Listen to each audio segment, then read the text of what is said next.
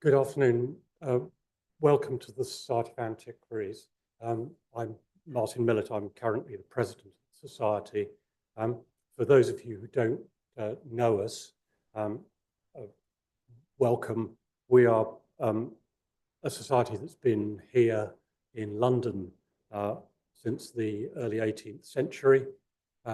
We have occupied the buildings in this courtyard for 100 years this year.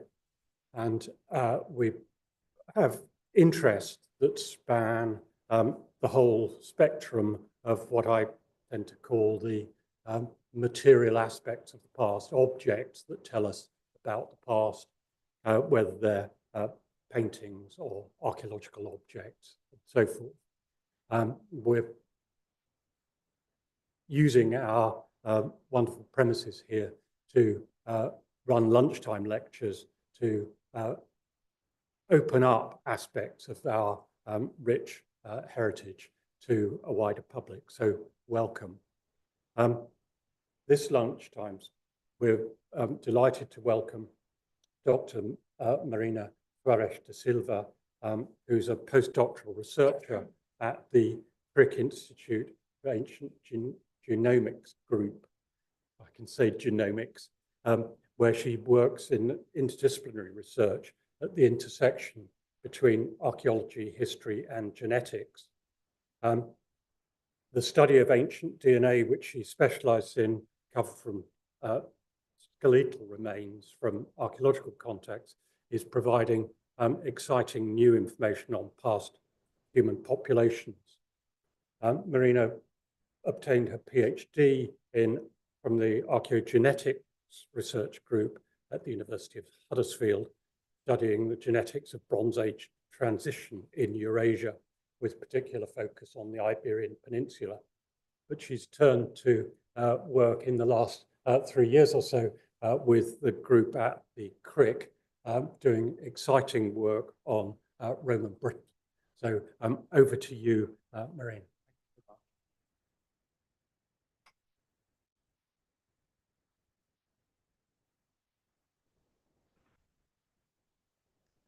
Hello, thank you so much for the introduction, and thank you so much for the invite to be speaking here today. It's a lovely building. I'm very happy to be giving this talk, and thanks to everyone joining online as well.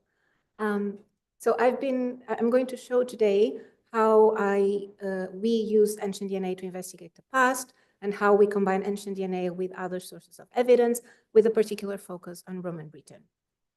So first things first, what is ancient DNA and how can we define it? I brought this definition from Wikipedia, and it reads: ancient DNA, or aDNA for short, is DNA isolated from ancient specimens. Due to degradation processes, it is more degraded in comparison with contemporary genetic material.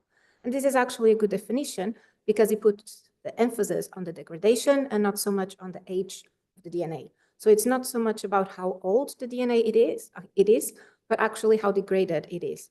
And this is what it makes ancient DNA analysis challenging. But it can still be very insightful to study questions of human past. And this was recognized by the Nobel Committee in 2022, when they awarded the prize in physiology or medicine to Svante Pääbo, who developed a lot of the foundational work that led to the establishment of ancient DNA as a field today. So picture a person that lived at some point in the past. This could have been 100 years ago, or 1,000 or 10,000 years ago. And you fast forward to the present, and their remains are excavated as part of an archaeological survey, for example. The DNA present in those bones today is no longer exactly the same as the DNA in the bones when the person was alive. And this is due to a series of chemical modifications that happen after the person has died that we refer to as post-mortem damage. And this leads to changes in the sequence of the DNA itself, but also to fragmentation. And there's an added issue of potential contamination with DNA from the environment. So from bacteria, for example, living in the soil or in the water. And as a result of these, the DNA in archaeological remains is usually present in small amounts. The molecules of DNA are short and usually damaged as well. And this is what makes the analysis of ancient DNA so challenging. Still, the field has evolved to a point that nowadays we have very well optimized wet lab methods, but also computational tools that allow us to extract, sequence, and analyze large volumes of data. So as of September 2024, we have already ancient DNA data available for more than 13,000 people that lived in different moments in the past. But this data is not temporarily or geographically uniform. The majority of these 13,000 people lived within the last 10,000 years, and I would say even probably within the last 5,000 years, which is a short time period compared to our evolutionary past. And the majority of the data available is from Eurasia and particularly from Europe. There are many reasons for this. One of them has to do with the fact that DNA preservation is highly dependent on climate, and DNA tends to preserve better at higher latitudes. And certain climates, tropical climates, for example, very hot, very humid, they're usually very bad for DNA preservation as well. And in addition to these, there's also an ethical issue that I think is transversal to science in general. There is a problem with accessibility to science in general in certain parts of the world, and also some of these regions that are not so well studied have recent histories of colonialism. So I'm not going into detail here. There's many people that research on these topics, and I just brought here 3 relatively recent examples of papers that address these issues. I just thought that no talk about ancient DNA could be complete without at least mentioning this. We can extract ancient DNA from a myriad of different sources, for example, from coprolites, from seeds, from hair shafts, or from sediments. And in my talk, I'll be focusing mostly on skeletal material, so bones and teeth. When we extract DNA from a tooth or from a bone, we're actually extracting a mix of DNA sequences of varied origin. Hopefully, there will be some authentic ancient DNA left in that bone, so that will be the authentic ancient human DNA, which we refer to as endogenous DNA. But very often, that's overwhelmed by microbial DNA from the environment. And on top of that, we have to make as much as we can to avoid introducing any additional human DNA from modern sources. So any contamination from people handling the skeletal material, from excavation to storage to the lab. So there's many ways we do that. One of the ways is doing most of the work in a clean room facility. So these are specialized laboratories that are physically separated from labs where we handle modern sources of DNA. We use a lot of PPE. We have very strict cleaning protocols just to make sure that we don't add any additional human DNA contamination to the sample. And then we try to maximize the levels of endogenous DNA by targeting those parts of the skeleton that we know that preserve DNA the best. And they are all in our skulls. So one of the preferred sources for ancient DNA is the petrous in the temporal bone. So the temporal bone is the bone on the side of our skull. And the petrous portion is this sort of pyramid-shaped structure that protrudes into the skull, and it surrounds the ear canal. And in particular, the cochlea, which is a portion inside the petrous pyramid, is very dense, very hard, and preserves DNA very well. So this is the bit that we try to target when we drill into a skull or into a temporal bone. Likewise, the auditory ossicles, which are the 3 smallest bones in our skeleton, also preserve DNA very well. They live inside the ear canal, so we just try to see if there's any ossicle still present, and we try to retrieve one of them. And a single ossicle is usually enough to get a good DNA extraction from, and sometimes they're even partial. Even the stapes, for example, that is much, much smaller than the other 2. Even a partial stapes, sometimes weighing as much as 2 milligrams, may be enough for DNA extraction. So they're actually quite amazing. And sort of as the third preferred source for ancient DNA extraction is usually teeth. DNA preservation in teeth is variable, so sometimes they work very well, sometimes there's no DNA left, but they tend to be present in excavations. Sometimes it's all that we have left from the skull, and they also have the added advantage of being usually good sources for pathogen DNA extraction. So there's still reasons for trying to extract DNA from teeth. So we drill into either the tooth or the skull to get fine bone powder or tooth powder. And in the case of ossicles, we just digest the ossicle completely. We extract the DNA, and then we build DNA libraries. So this is the stage that we just add short sequences at the end of the molecules to make sure that then these molecules can attach to the sequencing machine and can be recognized and read by the sequencer.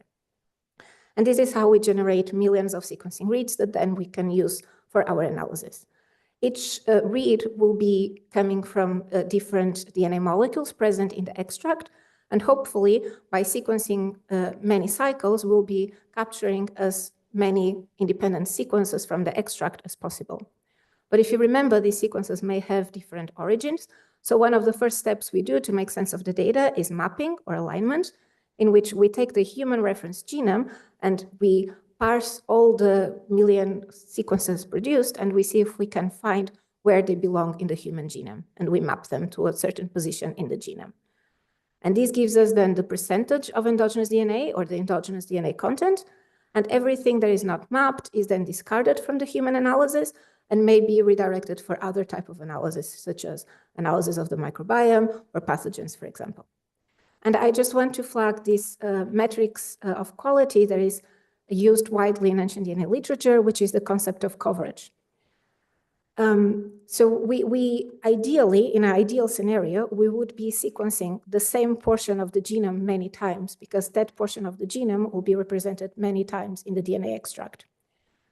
So by looking at the genome at the reference genome, for each position, we hopefully will have many sequencing reads mapping to that position. So that gives us the depth of coverage, and then by dividing there or by averaging there across the length of the reference, we have an average coverage of the genome. And to give you the idea of the type of data that we're dealing with ancient DNA, for modern DNA studies, the target is usually 30x or even higher than that, depending on the purpose of the study, which means that for every position in the reference genome, we'll have 30 reads. And this is important because the more reads we have, the more sure we are about what you're seeing is actually, for example, a true mutation and not error, or you avoid having gaps in the genome. For ancient DNA, though, having 1 to 2x is usually considered already good data. Occasionally, we have higher coverages than that, say 5, 10, 15, even 30x is possible, but those cases are rare. More often than not, we have low coverages under 1x. So when I showed you the plot before that showed that we already have more than 13,000 humans with ancient DNA data, the quality of data will be very variable, and many of them will be in this lower tier of coverages. So this is a good moment to have a look at the human genome. Our genome has a total length of about 30 billion base pairs, and it's organized in 23 pairs of chromosomes. Chromosomes, or pairs 1 to 22, are called the autosomes, and then pair 23 is the pair of the sex chromosomes that are usually found in combinations of XY for genetically male individuals and XX for genetically female individuals. I just wanted to flag that this is not always the case. It's possible to have different combinations of chromosomes, and that is known as aneuploidy in cases where people have extra or missing copies of the chromosomes. The most, I think, well-known example is the trisomy 21, where people carry an extra copy of the chromosome 21, either totally or partially. And this was a study led by a colleague of mine, Kyriaki Anastasiadou, and it was published last year, where she developed a method and looked at the data that we're generating at the crick and identified individuals in the past with aneuploidies. So she identified one RNA individual with trisomy 21 and also a few individuals with sex chromosome aneuploidies. So combinations like XXY, XYY, and also a monosomy with just one copy of the X chromosome. So we're now at a point that we have the computational tools, but also the amount of data that we can look to the past with a higher level of detail and start looking for these kinds of things as well. And now I would like to draw your attention to the Y chromosome, which is this small chromosome here, and the mitochondrial genome, or mtDNA. mtDNA is present in mitochondria, which are these cellular substructures, and they're both known as uniparental markers because they are inherited either just from the father or from the mother. So by studying one, we have access to either the paternal or the maternal lines of descent of a population. They are much smaller than the total length of the genome that I mentioned before, 3 billion base pairs. They're orders of magnitude smaller, and there may be some interest in looking at just the paternal or the maternal lineages, for example, to see if the paternal and the maternal histories of a population coincide, and if not, if they have different evolutionary histories, that's also interesting in itself. But by analyzing the Y chromosome and mtDNA of a person, we're only analyzing one single line of descent. And there are many ancestors here at the top of this family tree from whom we're not recovering any information. So in order to do that, we have to study the autosomal genome, so pairs 1 to 22, and that's really where the wealth of information in our genome is. And this is because the autosomal genome is in fact a mosaic of DNA from many different ancestors in the past. So by analyzing the autosomal genome of a person, we have access to information from many ancestors in the past. And this is because at every generation, the DNA reshuffles. And in addition to this, by studying segments of the genome that are shared between pairs of people, and these segments are known as IBD, identical by descent, because they're the same and they have the same ancestral origin. By studying the length of distribution of these segments in the genome between pairs of individuals, we can work out degrees of relatedness. So I hope I have been sort of able to convince you that ancient DNA is very useful to address a range of different questions, particularly archaeological questions. Some examples here, questions of ancestry, for example, and related with past population movements, to infer relatedness, domestication of animals and plants, or also, for example, to explore questions of health and disease. And I will be focusing particularly on ancestry and relatedness with 2 examples from Rome and Britain. So the first example I want to focus was published last year and is focused on one single individual that was retrieved as part of the A14 Cambridge to Huntington Improvement Scheme. So maybe some of you are familiar with this road. Apparently there were some works that took quite some time. And as part of the archaeological survey that was led by Mola Headland Infrastructure on behalf of Highways England, they uncovered a very rich archaeological landscape with artifacts and also human remains ranging from the Neolithic to medieval period. And as part of that excavation, they found this individual not very far from the village of Offord Cluny. So we are naming him Offord Cluny 2036-45, or Offord for short. And that's how I'm going to be referring to him. So he was found in an isolated inhumation in what would have been a rural location in Roman times, within a Roman farmstead, the area of a Roman farmstead. He was found, as I mentioned, isolated inhumation without any grave goods, and he died quite young, between the ages of 18 and 25. And we have a radiocarbon sample from one of his tooths that places him in the early mid-Roman period, and in particular between 126 and 228 Cal CE. We got the temporal bone and we extracted DNA from the cochlea in the petrous, and the second molar was sent to Durham University for isotope analysis. And very early, before that. So we extracted DNA from 19 milligrams of bone subsample. We did a whole genome shotgun sequencing, and we found that the bone had 30% endogenous DNA, which is quite decent. And we managed to retrieve and sequence a 5x genome coverage. We also found that he was carrying an XY karyotype, so biologically male, which was a result in itself because the diagnostic features of the pelvis and the skull were not well preserved, so osteological assessment of sex was not possible. So very early on, it was obvious to us that he was an ancestry outlier. One of the first analyses that I do when I want to look at the data and find the main variation seen in the main variation pattern seen in the data is a principal component analysis, or PCA. And just very briefly, I'm going to explain this plot to you. We make use of modern panels available, so we use present-day individuals to build the axis of variation in this plot.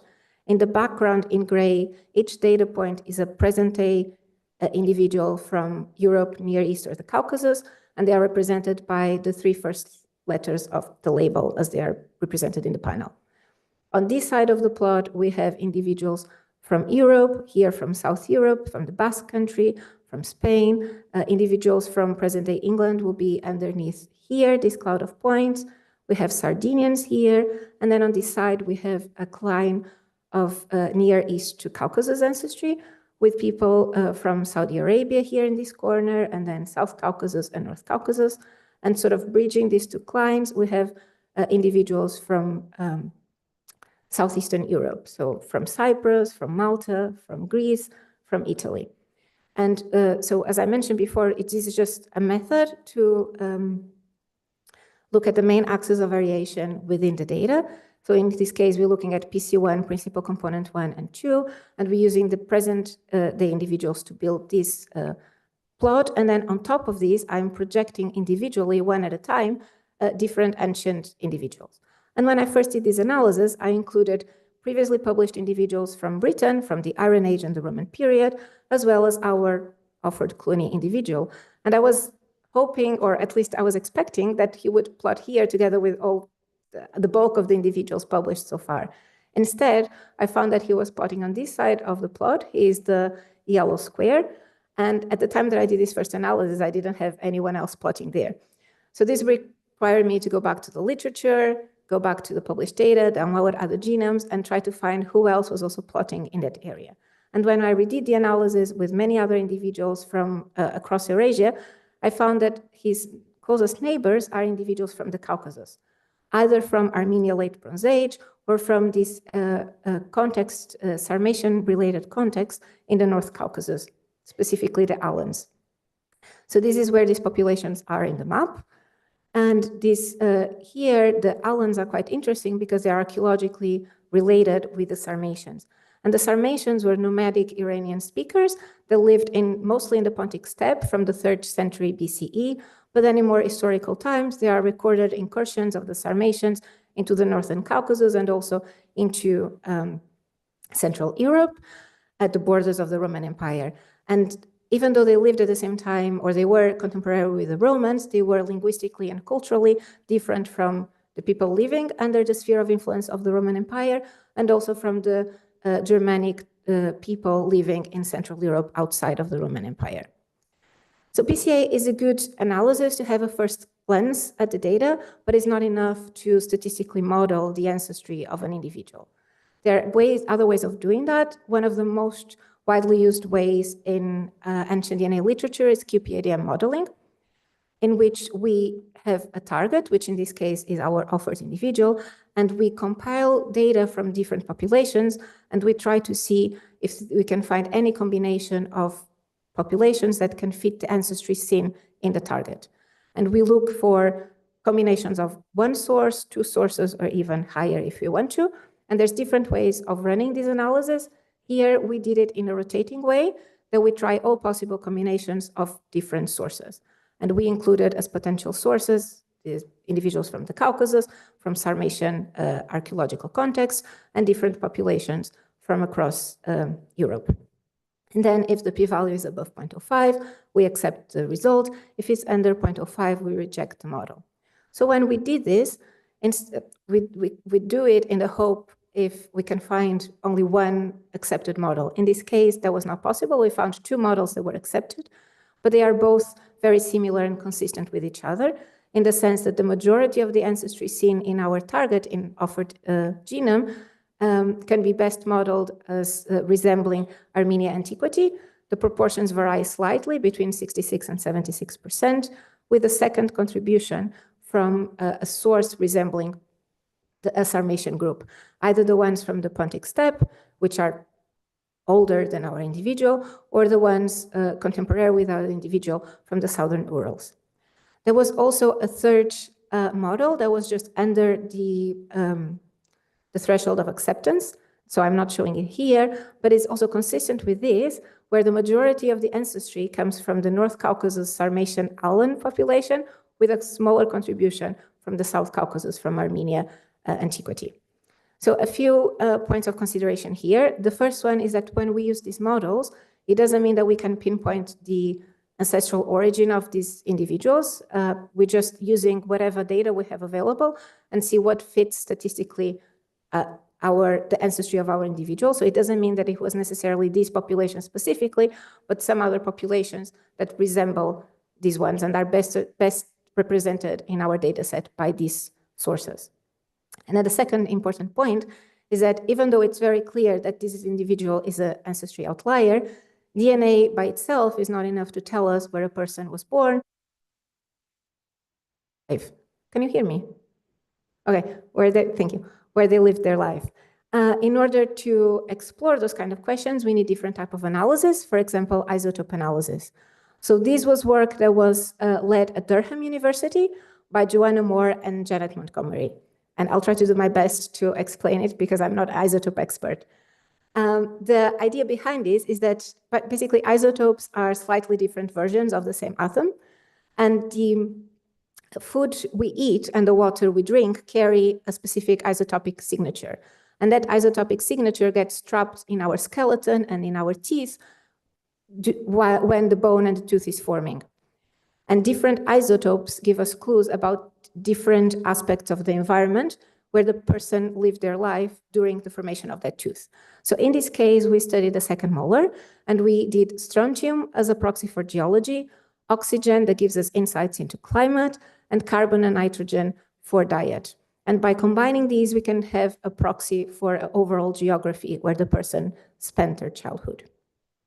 In this case, strontium wasn't informative in the sense that could have been local, but it's also a very typical or very common strontium profile. And you can imagine very different areas of the world having very similar geologies. But oxygen, very telling, showed that he spent his childhood in outside of Britain in a more arid location, probably colder location. But I want to focus on the diet results because I think those were the most striking ones. So again, we use the second molar, which develops between the ages of 2 and 14 years old. But it's developing gradually. So by sampling different portions of the dentin, what is called incremental dentin sampling, we're actually targeting different periods of tooth development that correlate roughly with different years in the life of an individual. And I hope you can see from this plot that the pattern is quite striking. In the first few sampling points that correspond to roughly the first 5 years of his life, he had a diet that was very rich in C4 plant protein. So these are plants that so these are minority of plants, and they do photosynthesis through a different mechanism than most plants. So we're quite lucky in the way that they leave a very strong pattern or they have a very strong signal in the isotope results. So they are enriched for carbon.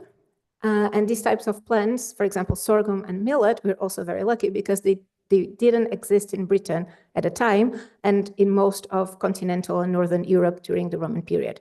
So the fact that he was having access to these plants and eating them and in such high quantities must mean that he was spending the first years of his life elsewhere where he had access to these samples. And then between the sampling point 4 and 5, roughly corresponding to between 5 and 6 years old, we see a sharp decrease in the values of carbon with a slight increase in the nitrogen. And then from then on, we see a mixed C3 to C4 plant diet. And eventually, the carbon levels keep dropping until by the last sampling point, he was eating a predominantly C3 plant protein diet. The values are still somehow elevated compared with the values that are usually reported from Britain from that time period. So it's possible that he even only moved to Britain after the age of 13 or 14. And then I remind you that he died between the age of 18 or 25. So we actually have an insight into the diet of this individual for most of his life based just on this isotope analysis. And we are interpreting this as a signal of mobility, again, because the only way he could have access to these plants is if he was living in a place where he had access to them. And then eventually he was found, his remains were found in Britain where these plants didn't exist. It is possible that we are looking at a complex pattern of mobility. Either he, for example, moved twice, or he was moving gradually and getting away from sources of C4 plants. And that's why we see the signal decreasing as the years go by. Interestingly, this first sharp drop also coincides with enamel apoplasia in 9 of his teeth. So this is just arrested development in some layers in the crown of the teeth. And they usually are associated with periods of physiological stress, which can be, for example, episodes of disease or malnutrition or overall stress, potentially also associated with this period of mobility. So this is very interesting, but mobility was a fact in the Roman period. We already know this from historical records. We know this because Romans were building roads connecting their cities. We know from archaeological evidence. We know from other isotopes and ancestry results. What's interesting here is that most of the evidence found so far is usually restricted to urban centers, but our Offord individual was found in a rural location. So this got us thinking how we could interpret the results, Could he maybe have been integrated in this rural community? Or maybe he died while on the move somewhere else? And this is maybe supported by the fact that the location of the burial is just 1 kilometer away from a major Roman road connecting Sandy to Manchester.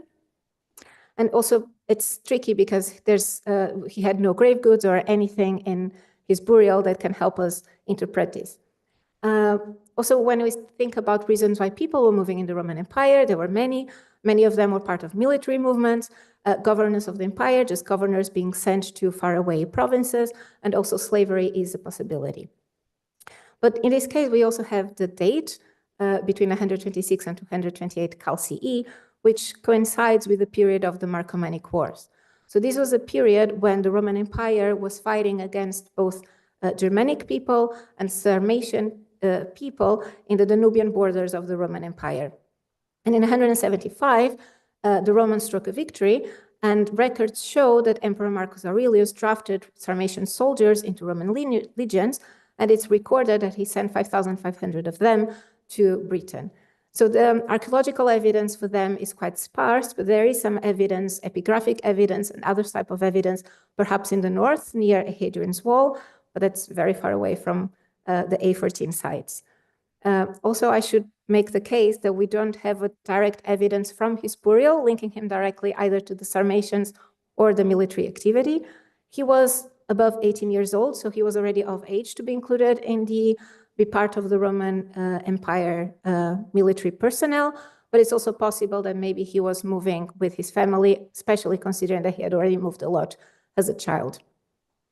Still, I quite like this example because it shows that we can know a lot about the ancestry and even about the movements of a person, but we still need to integrate other types of evidence to be able to make a full conclusion. And in this case, the archaeological record isn't helping us. The burial context isn't giving us any clues, unfortunately. So that was the first example. And now I'd like to show you a second example, also from rural Roman Britain, but it's from Oxfordshire, and it's somehow a contrasting example in some ways. So most of these are still preliminary results, so it's not as final as the results that I just showed you before. Childrey Warren is a small cemetery. It's slightly later than the example I just showed. Dates to the 4th century CE, so towards the end of the Roman period. And there were 19 individuals excavated in 16 graves, and they represent very diverse demographic profile, from neonates to older adults. And we got DNA from 8 individuals, 5 of them female and 3 male. And the majority of these individuals, 6 out of 8, were involved in close familial relationships, and we could reconstruct 2 family clusters. One of them is a family tree that spans probably up to 4 generations. And then the second family cluster is composed by a pair of individuals that are second-degree related with each other. So these could be consistent with half-siblings, or avuncular relationship, or a grandparent-grandchild. So when we look where these people were buried in the cemetery in relation to each other, we have a mother and a child buried together, as well as a grandmother and a grandson also closely together. And then we have here the pair of second-degree relatives. Interestingly, when we look for IBD segments, so those that I mentioned before that are identical by descent, we found that the other 2 individuals that at first sight didn't seem related to the others actually share large portions of their genome with other individuals from that first family cluster, so from that big family tree spanning 4 generations. This can mean that they may be decently related, like 6th degree or even above, or perhaps some background relatedness in the population. But either way, this is hinting at a close-knit community defined by familial relationships burying their dead in this small cemetery. Interestingly, though, we don't find any evidence of consanguinity of our small mating pool.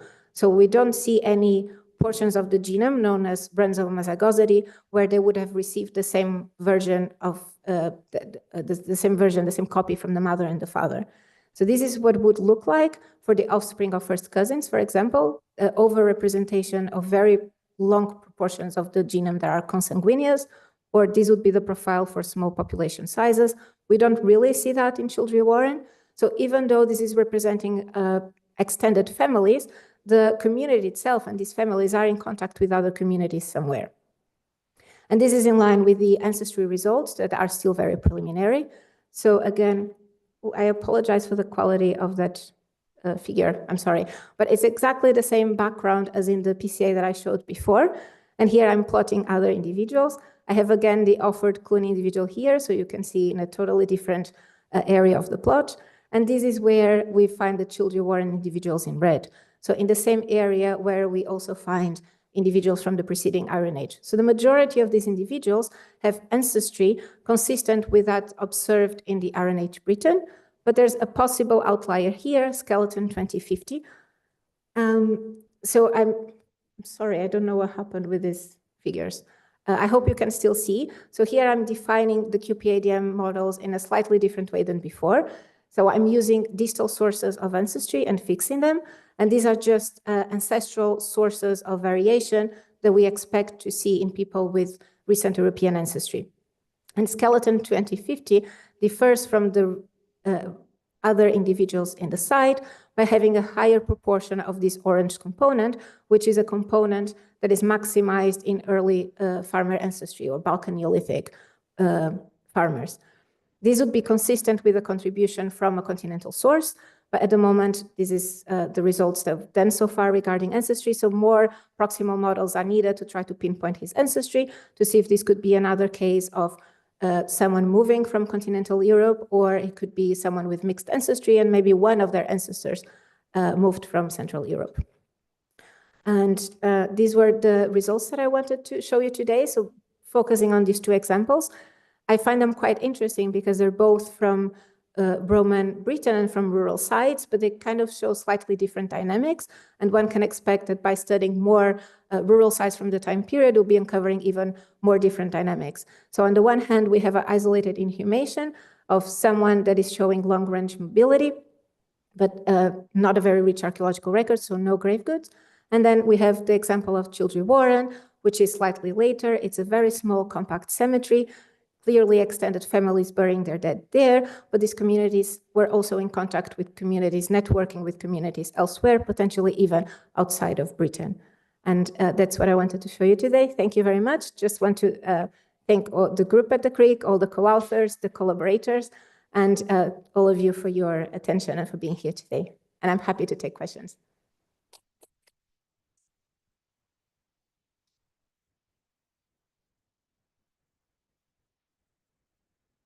Much.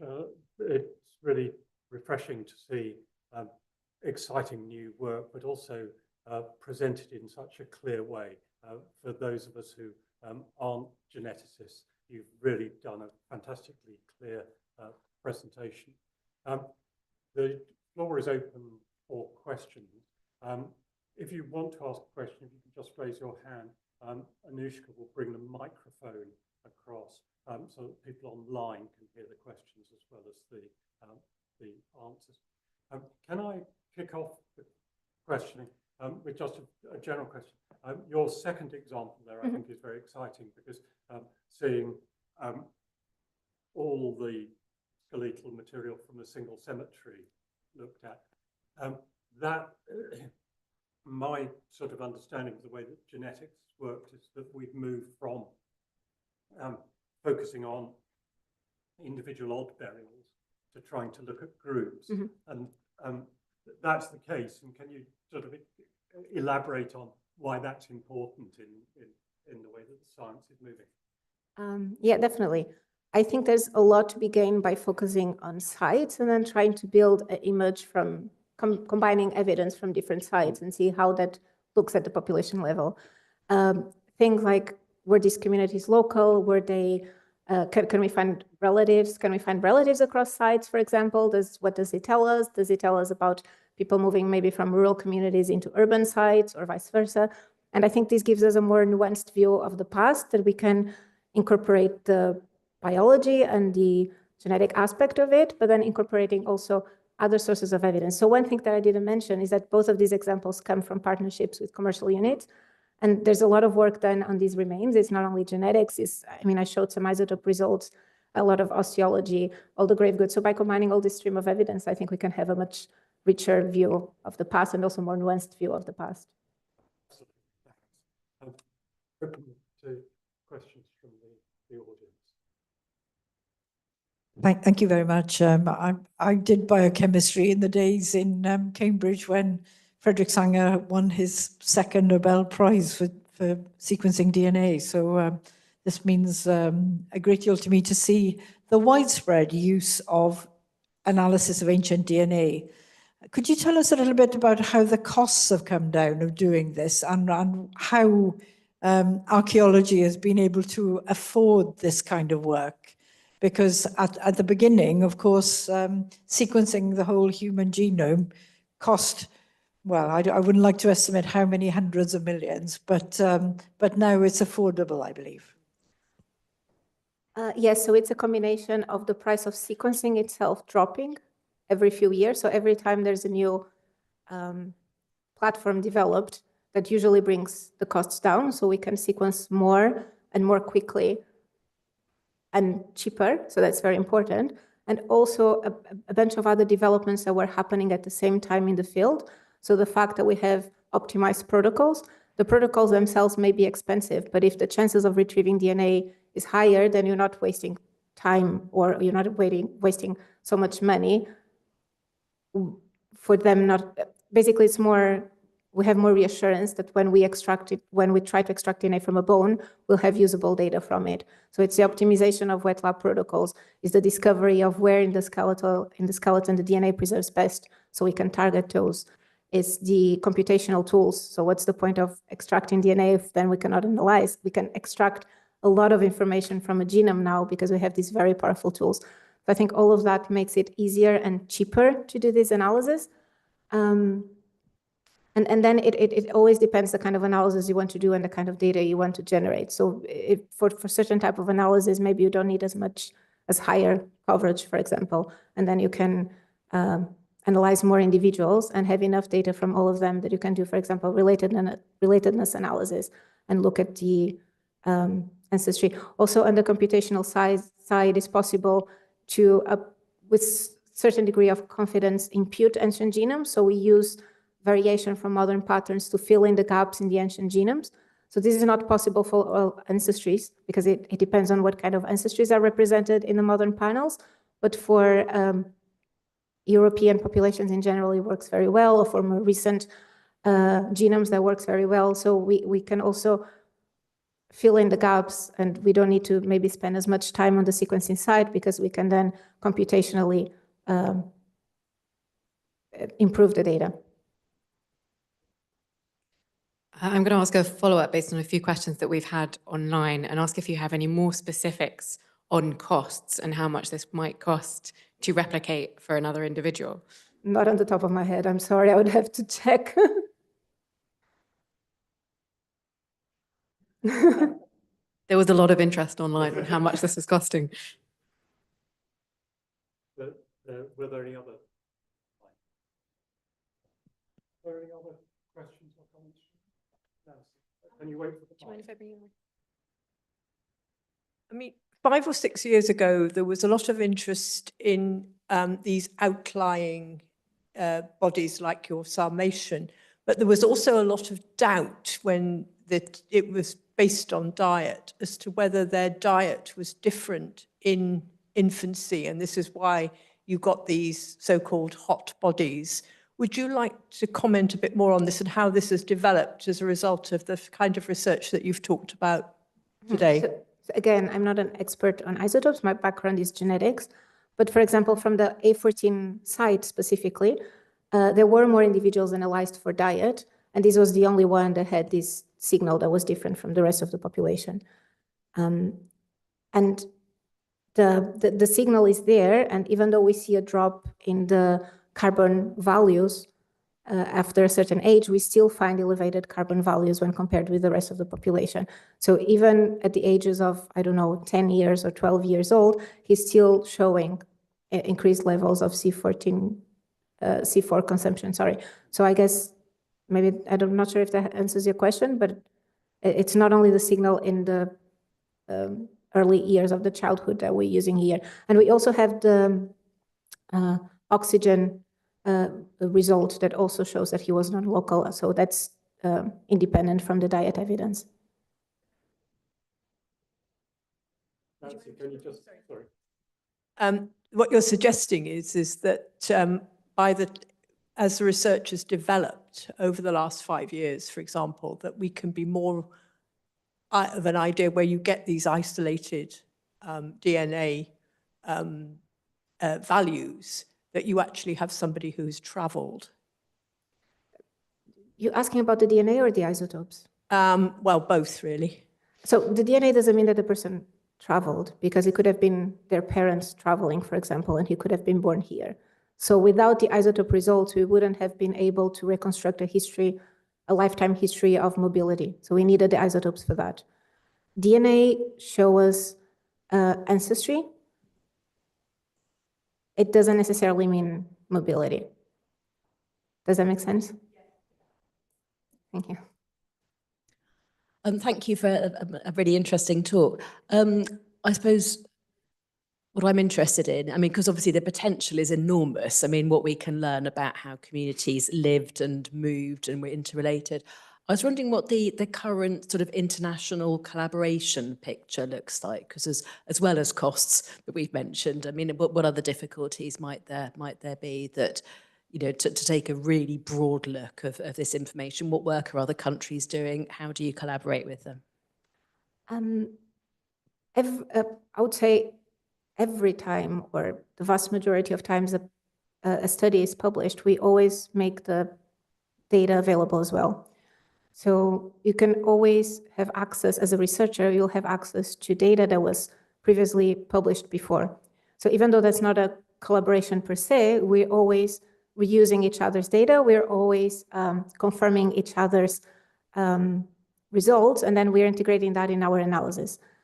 That doesn't answer your question specifically, but in terms of collaborations, I think people do collaborate on a very common basis. I think that's at the core of ancient DNA research. Yeah.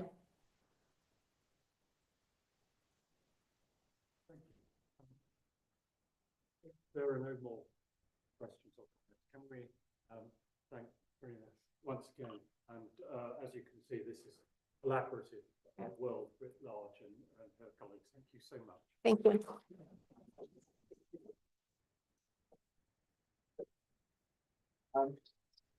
Just to let people know, the next talk in our lunchtime series on the 13th of May at 1 p.m. Illustrious Illicitude, Extra Illustration Book Adaptation in Elizabethan Catholic Underground. I think that's the not the tube, by Dr. Earl Haven Fellow. We look forward to seeing you again, and thank you very much. Thank you so much.